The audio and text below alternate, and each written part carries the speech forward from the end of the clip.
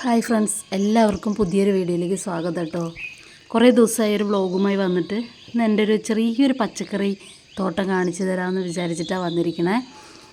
ചെറുതായിട്ടുള്ളൂ, പക്ഷെ എന്നാലും സംഭവം നമുക്ക് ആ ഒരു പച്ചക്കറികളൊക്കെ ഇങ്ങനെ കാണുമ്പോൾ കയ്പ്പയ്ക്ക, കോവൽ, പയർ, വെണ്ടയ്ക്ക, തക്കാളി, ഉരുളൻകിഴങ്ങ് അങ്ങനെ എല്ലാം അതിൽ വെച്ചിട്ടുണ്ട് കേട്ടോ.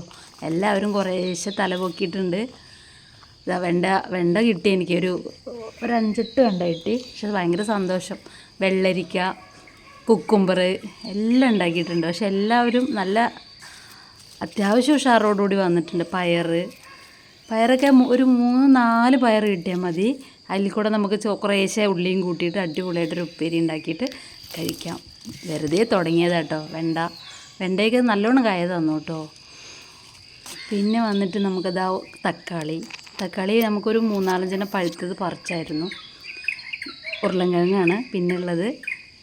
അത് പറിക്കാറായിട്ടില്ല. പയർ നമുക്ക് നന്നായിട്ടുണ്ടായി കേട്ടോ.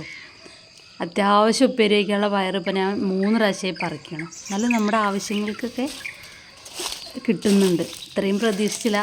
കുറച്ച് വെച്ച് പിടിപ്പിച്ചിട്ട് അതങ്ങനെ ഉണ്ടായപ്പോൾ ഒരു സന്തോഷം. അപ്പം നിങ്ങളെയും കാണിക്കാമെന്ന് വിചാരിച്ചു. കുറേ ആയി വ്ളോഗൊക്കെ എടുത്തിട്ട്.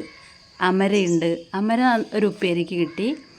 എവിടെയൊക്കെ ഉപ്പേരി എന്നൊക്കെ പറയാം, ചിലയിടത്ത് തോരൻ എന്നൊക്കെ പറയായിരിക്കാം. പക്ഷെ ഞങ്ങൾ ഉപ്പേരി എന്നൊക്കെ പറയാം.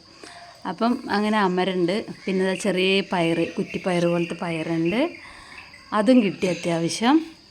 വെറുതെ ഇരുന്ന സമയത്ത് ഇങ്ങനെയും കുഴിച്ചിട്ടതാണ്. പക്ഷെ ഇന്നത് ഭയങ്കര ഹാപ്പി ആയിട്ട്